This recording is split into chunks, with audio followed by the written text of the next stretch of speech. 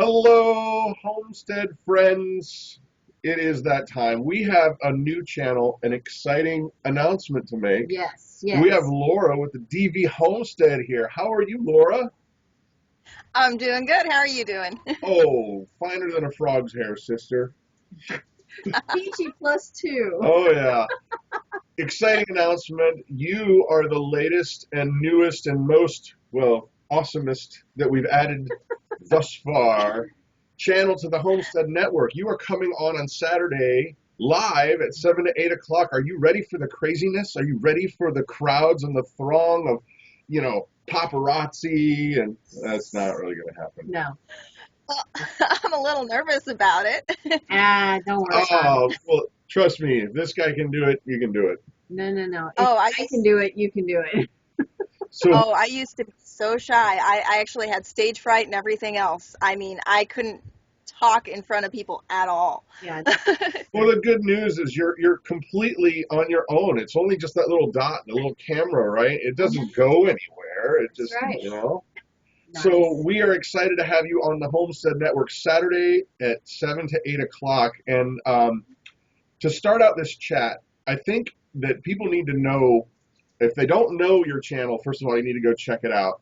But you have made a humongous life change in the last couple weeks. Tell us about that. Well, a couple of weeks, or you mean a couple months ago? Couple months ago. Yeah. Couple months, yeah.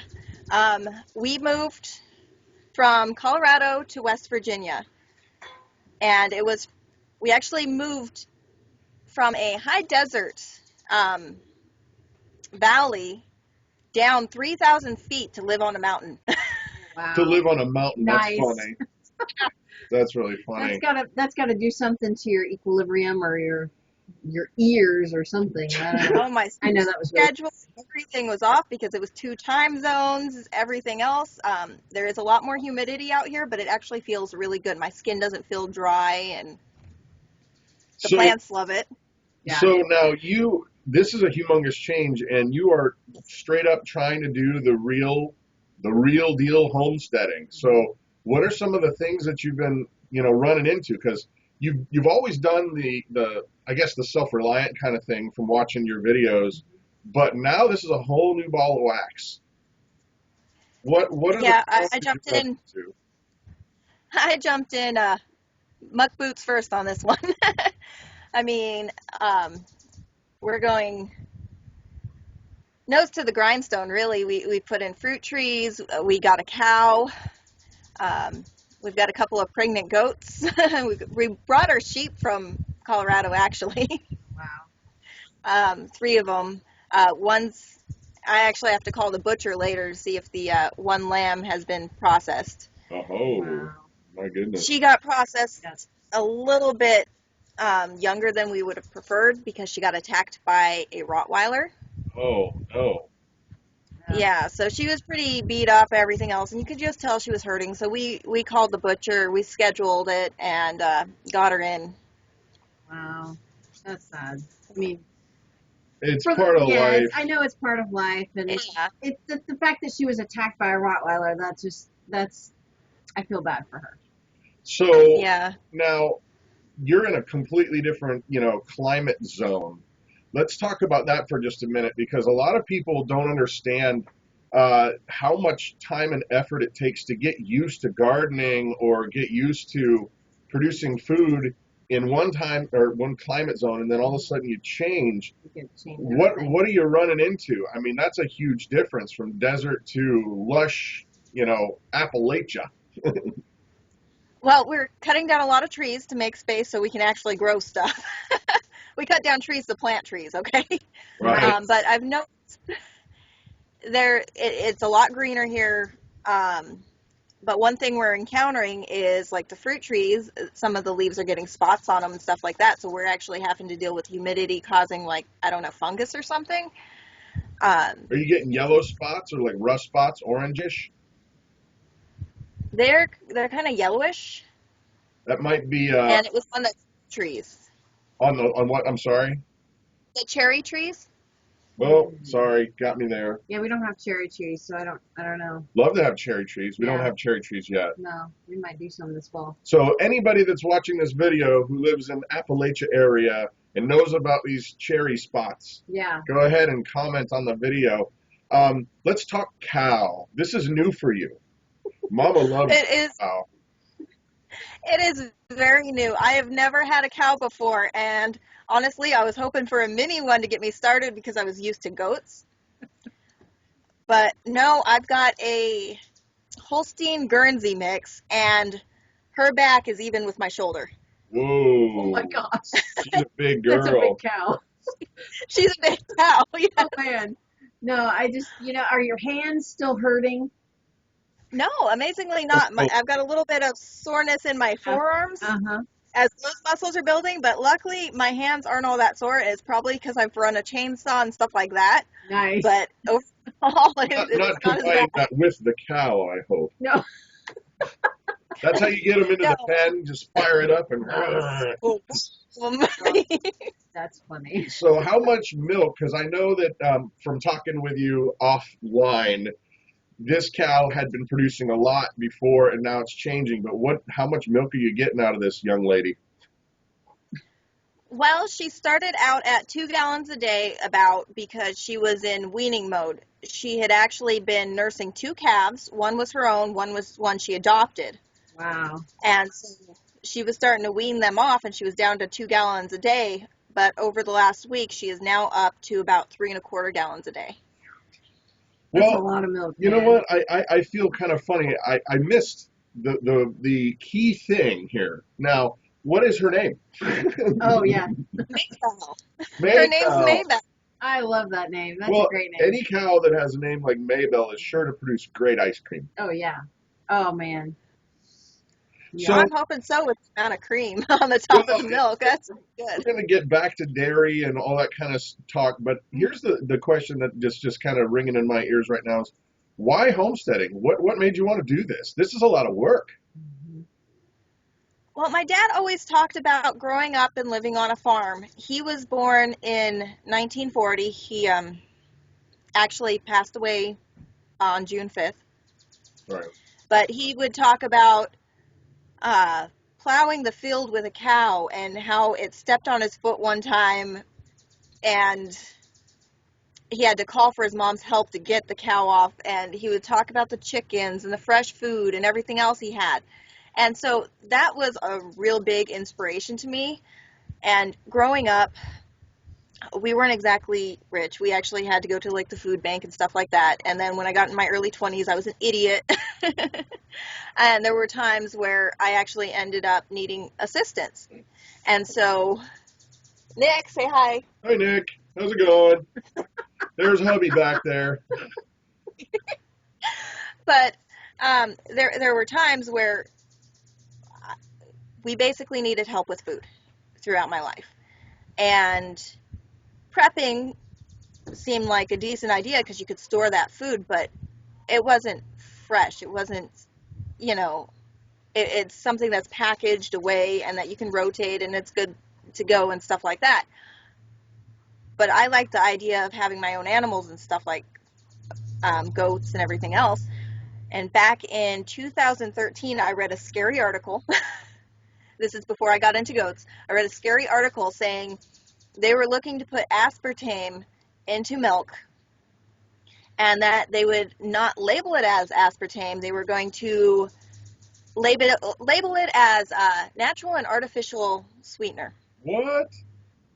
Yeah, and I was reading up on aspartame, and it said the tumors it caused were not cancerous. The tumors it caused are not cancerous? So, hey, that by the way, study. it's a given that you are going to get tumors, but don't worry. Cancerous. Don't worry. I'm sorry, my head is getting ready to explode. That's insane. I've never heard of that. And there's only one reason why they put aspartame in food, guys, for those of you viewing, and that's because it's addictive.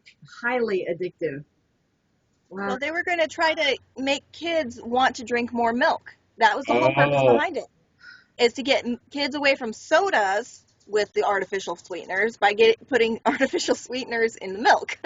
Well, and that makes you wonder, okay, who's selling aspartame and how much did they pay politicians to get that, on the table of really actual possible? Right. That's insane. I mean, and you know what's funny too is because all these different sodas, like we don't drink soda at all, No. but they use that in all of these different sodas because it's addictive. But then again, you got to wonder, the soda companies getting a bad rap, but who's selling the aspartame? Who makes it? Right. Well, what I loved is the fact that they weren't even thinking about listing it on the milk as an added ingredient. They were thinking about putting natural and artificial sweeteners. Well, That's you want really your depressing. Oh my gosh. well, you want to hear So, you want your head to explode. Look online, and I'm not going to get into the gory details, but No. I didn't believe this until I looked it up myself. But natural flavoring, when it says Oh, natural geez. flavors, look it up what it is, and it can be some nasty, nasty, nasty, let's just say secretions from actually An animal. an animal that behind. has, well, literally, yeah. Look it up because I didn't believe it. I didn't Gross. believe it. oh, you remember those Birdie Bots every flavored bean that they Yes. came out Oh yeah, with for Harry Potter? thing. You ever read them? They actually said natural and artificial flavors, and I was wondering if the booger flavor and stuff like that. Oh, Gross. but I didn't believe it. But and that brings us to a great topic: is people don't generally know what's in their food. No. I mean, it's only the prepping and the homesteading and the self-reliant world and farmers Right. that actually seem to give a crud Pay what's attention in to your what's food. labeled. Yeah. And so let's talk about that just for a little bit because now going back, it sounds like this is part of your journey that you wanted to know and you wanted to be involved in your food chain. So how continue on with that? Okay, well, after I got scared to death after reading about the aspartame, I had a spontaneous moment and bought 3 milk goats. Ah, Nice.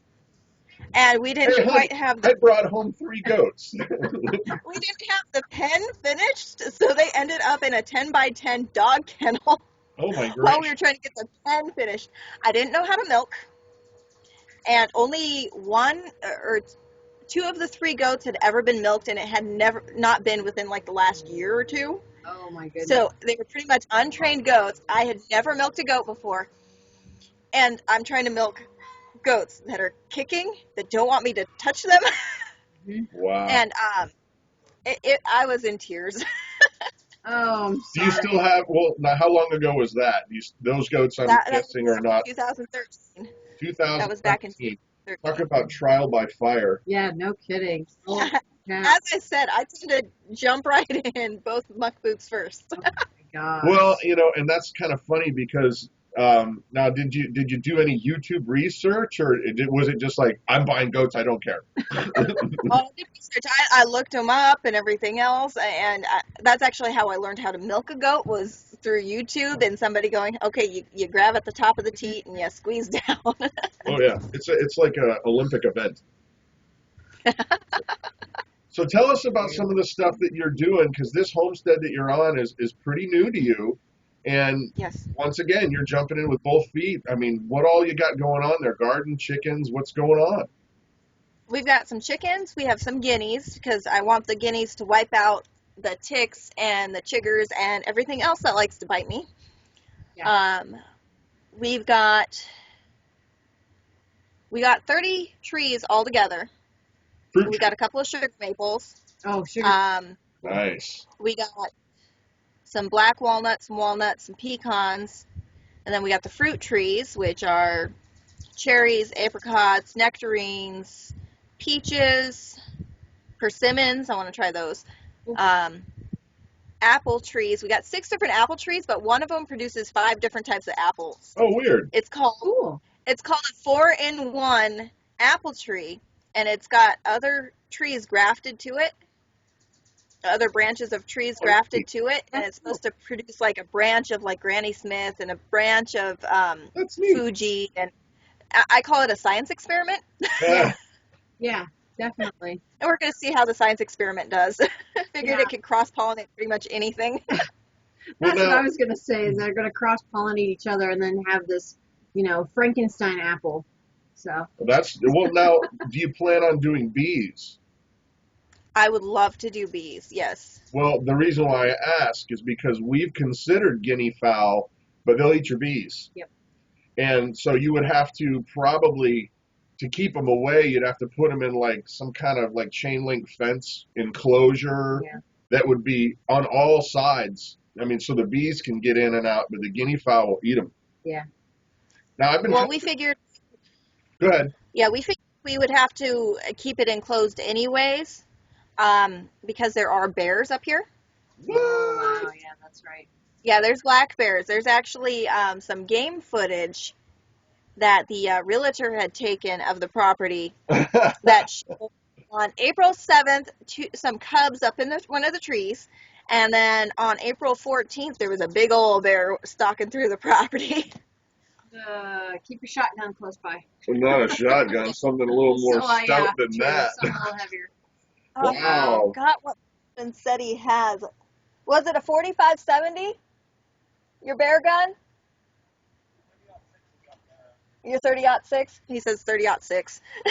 Nice. That'll get the job done. And I mean, I'm sure that you would probably try to scare them off before you'd, do the deed. But if anybody's threatened, of course, you do what you got to do. But Right, exactly. yeah, of course. So now, garden. Let's talk gardening. I know that you do all this stuff. Yeah. They're a well-rounded channel, and that's one thing that I really want to make sure that the viewers see. You're not gonna just, if you go over to their channel, you're not gonna just see about cow stuff. You're not gonna Right. just see about gardening. You just built a chicken tractor. But let's talk about now canning. What have you learned about canning since 2013? I can do pickles. I can do jams and jellies with pectins. I can make strawberry syrup. Oh, Me too. I'm trying to make I'm strawberry good at it. I can make applesauce with strawberries. with strawberries. And I want to learn how to pressure can so that I can put away vegetables and meats and stuff like that.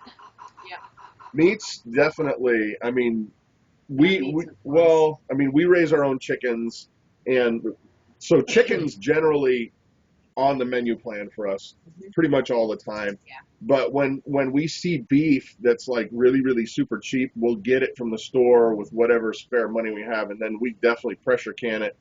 But like chilies and stuff like that, that's really, really nice to have on hand. Yeah. What are some plans for the future? I mean, it sounds like you're on the verge of overwhelmed. I'm busy, that's for sure. I know that next week I've got to butcher some chickens. The Cornish rocks that we had picked up, it was funny. We had gone into a feed store to pick up some feed, and there were some baby chicks there.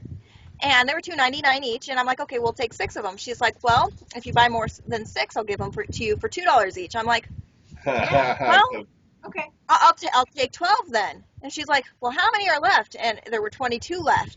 She's like, I'll give them to you for $1 each. Oh. Yes. Deal. Yeah, but then you don't think about the feed cost. Well, yeah, you've got. They're I call these things velociraptors. Oh, yeah. Because anytime they see you with that scoop, they go crazy. Yes, they do. Yes, they do. So it's just like, oh my goodness. But yeah, they'll be feeding us pretty soon. 21 out of 22 made it so far. We had one chick pass away within the first week of getting it. So But you now I know you've got the tractor. Do you ever let them free range at all? not those fat little guys. They're contained, but Yeah, no, I wouldn't let those guys free range. No. Just open up the buffet for the fox and the raccoons around. yeah, a raccoon actually tried to get them one night. Oh, gosh. I heard the dogs going off. They parked the chicken tractor because right now we're trying to train the dogs that, okay, these are the property boundaries and everything else. So they're on tie-outs. And so we had actually moved the chicken tractor so that, the baby chicks could be on a little bit of fresh green and everything else. Well, the dogs were going off. And I went out there to figure out what they were barking at, and I see a tuft of feathers on the ground. Uh-oh. and one of the chicks had a bloody wing. So the raccoon had reached through the chicken wire and grabbed a handful of feathers. So the chicken tractor made it up between the two dogs, Wow. and we haven't had them since. Well, Wow. and sometimes you got to relocate predators. Yeah. Yeah. Right. Yeah. Definitely. And by relocate, I mean, permanently relocate predators. So, Oh, yeah. I so, want to try a trick. I read that you're supposed to be able to live trap raccoons by putting marshmallows in the trap huh, so you don't catch cats. They say they like the sweet smell and they're bright and white, so they're attracted to it. wow. Interesting. Let's try that. So I'll have to try that whenever I get marshmallows. Well, Yeah. you're in West Virginia over there, so you're not too far from J0. So you can probably just take it over to his house and you guys can have a buffet because he loves raccoons. Yeah. Yeah, but we do have laying hens that are free ranged. Really? Awesome. So have Yeah. you heard about this Bellyfelder chicken? It's a breed called a Bellyfelder. Yeah. A belly felder? Yeah, I'm not kidding. it's This is a real spelled- thing. It's spelled belief elder, but it's pronounced bellyfelder. Yeah, Tell them about it. it's a great dual purpose bird. They're a meat bird and an egg layer. They get big fast. They get really big quickly, like the Cornish rocks. Well, maybe not like the Cornish rocks, but very close. And they lay great eggs, and they're just But the main reason is there's yeah. I always forget about that reason. the main reason. The main reason that these are so popular and very expensive is that when they hatch, they're auto-sexed.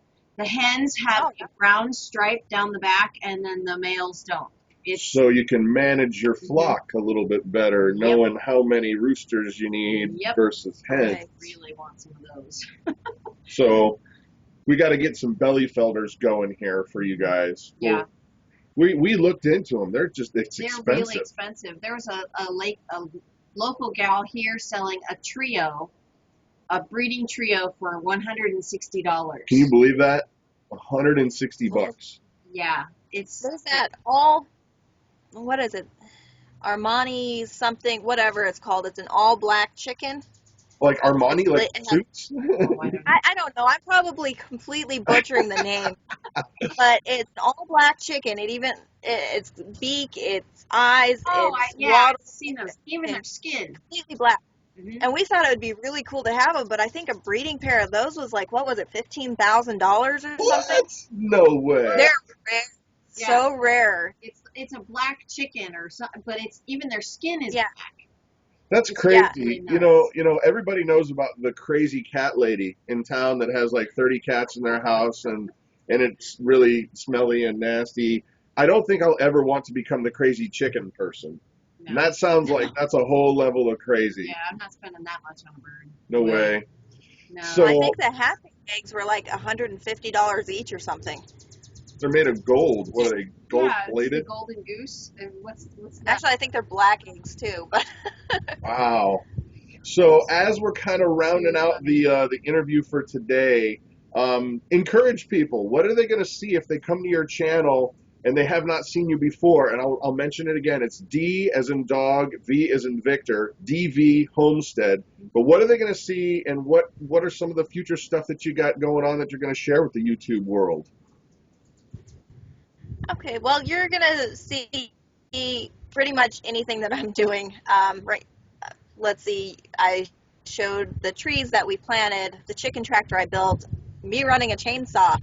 I mean, it's across the board, and it's a 20-inch chainsaw, so it's not exactly me.